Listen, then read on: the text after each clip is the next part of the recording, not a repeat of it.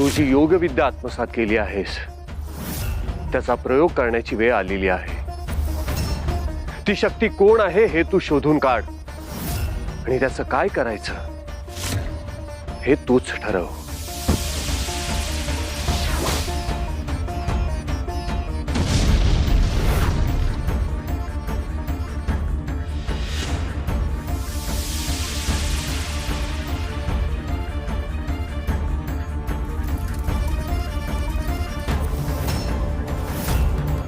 मी त्यांना पाहिलं, तेच मला खिसून घेत आहेत। शाबास जगदंबा, आता त्या शक्तीचं काय करायचं हे तू ठरव।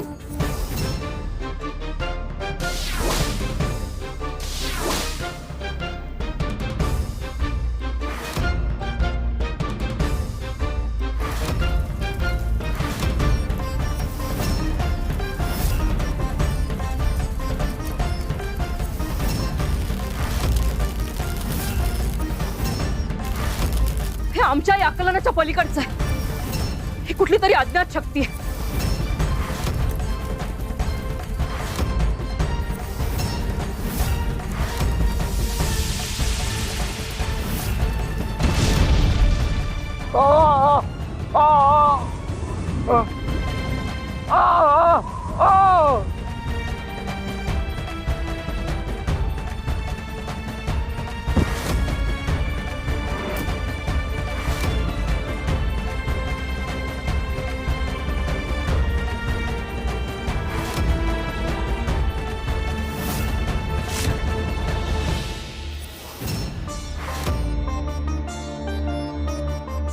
क्षमा देवी, क्षमा। महादेव, साक्षात आपण म्हणजे हे सगळं? नाही, हे आम्ही केलेलं नाही। ही जगदंबाची कामगिरी। शुक्राचार्यांना त्यांच्याच आज्ञातून खेचून आणणारी आमची ही शिष्या जगदंबा।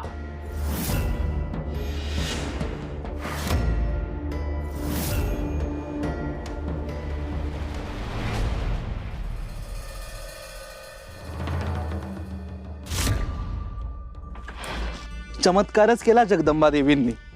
प्रभो, या अद्वितीय घटनेचा मी साक्षीदार व्हायला हवं होतं। एवढ्या कमी कालावधीत योगविद्येचा एवढा अभ्यास करून प्रभावी वापर करणारी दुसरी व्यक्ती शोधून सापडणार नाही। महादेवा, त्या साधू बाबांचं काय झालं? ते साधू बाबा म्हणजे असुरांचे गुरु शुक्राचारी। जगदंबा, ते आमचे मोठे भक्त आहेत।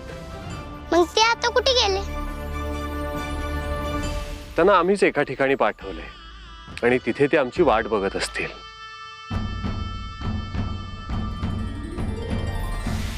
आम्हाला त्यांना भेटून त्यांच्याशी सविस्तर चर्चा करायची आहे। काही जुन्या गोष्टी आहेत, त्याबद्दलही त्यांच्याकडून उत्तर हवी आहेत। कशी आहेस पुरी? मी छान आहे, तुम्ही कसं आहेत आजोबा? बघा किती गोड बोलते हो पोरगी। काय तिचं रूप, काय तिचं बोलणं, अगदी देवी आईचाच भास होतोय बघा हिच्याकडे बघितल्यावर। तू गावात आलीस काय आणि आता परत निघालीस काय? तुझ्या संग वेळ घालवायला भेटलाच नाही बघ। होय तर ही गावात आल्यापासून गावात एकदम चैतन्य आले। काम करा बी उत्साह लय वाढलेला। गावात एकदम सगळीकडे मंगलमय वातावरण आहे। अहो, साक्षात चैतन्य तो वास करत असल्यावर गावात मंगलमय वातावरण असणारच ना। काय हा तू निघालीस असं समजलं, म्हटलं शिदुरी द्यावी, तेवढीच आपली आमची आठवण। या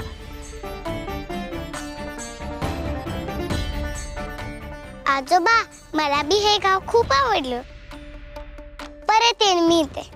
अरे वा वा, द्या वचन। दिले वचन।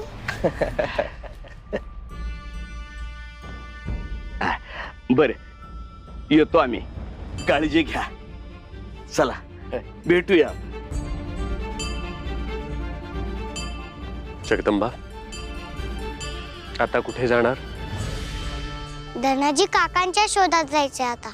ध्यानातून मला हे तर कळलंय की समुद्रापर्यंत जायचंय, पण तिथून पुढचा मार्ग अजून सापडलेला नाही.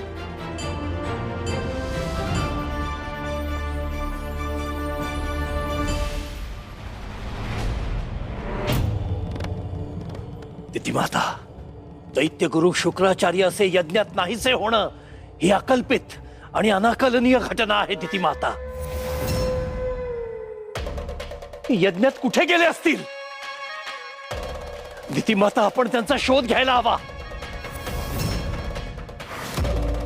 तुझी शक्ती अफाट.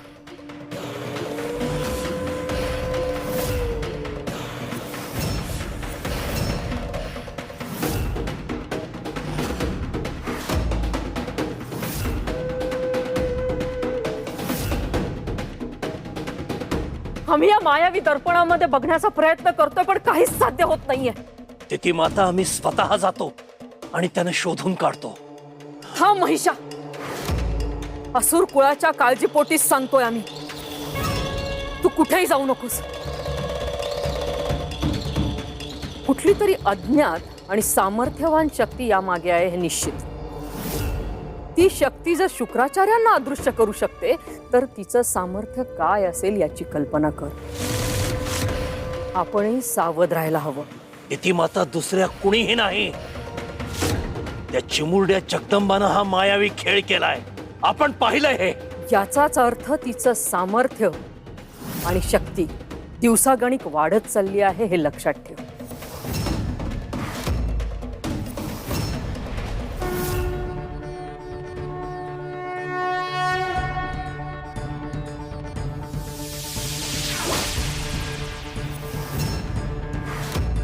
महादेव, क्षमा करा. मला कल्पना नव्हती की आपण इथे असाल. अन्यथा असं धाडस मी केलंच नसतं. आम्हाला संमोहित करण्याचं धाडस केलं तेव्हा तुम्हाला कल्पना होती ना? महादेवांचं लक्ष विचलित करणं हे अत्यंत कठीण आहे आणि हे आम्ही तुला पुन्हा पुन्हा सांगितलेलं आहे.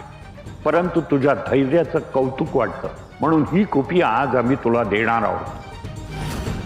याचा योग्य प्रमाणात वापर केला तर तू तुझ्या नियंत्रणाखाली कोणालाही ठेवू शकशील. त्यावेळी तुम्ही दुस्साहस केलात तेव्हा आम्ही तुम्हाला क्षमा केली, कारण आपण असुरांचे गुरु आहात आणि असुरांना मदत करणं हा आपला धर्म आहे. मात्र आज आपण जगदंबेच्या बाबतीत जे केलं त्याला क्षमा नाही. आपल्याला शासन हे व्हायला हवं. एवढा मोठा आवाज आला इथून. आम्हाला चिंता वाटली म्हणून आम्ही आलो. चिंता करण्यासारखंच घडलंय. ती जगदंबा चिंचपुरात आली आहे. तिला अंकित करण्यासाठी दैत्यगुरूंनी यज्ञ आरंभला होता. अचानक त्या यज्ञामध्ये ते स्वतःच खेचले गेले आणि अदृश्य झालेत. जगदंबा चिंचपुरात? आणि हे आपल्याला कसं कळलं? तुम्हाला काहीच कसं माहित नसतं? सम्राज्ञी आहात ना. तुमच्या लाडक्या दासीनच आम्हाला ही वार्ता दिली होती. कोणी? मनोरमेने? हो, तिनं आधी तुमच्याच कानात खुसफुस केली असेल असंच वाटलं होतं आम्हाला. पण तुम्ही तर अगदी अनभिज्ञ दिसताय. नक्की काय बिघडलंय? तुमची विश्वासू दासीच तुमचा विश्वासघात करायला लागली की काय? त्या मनोरमेचा समाचार घ्यायची आता वेळ आली.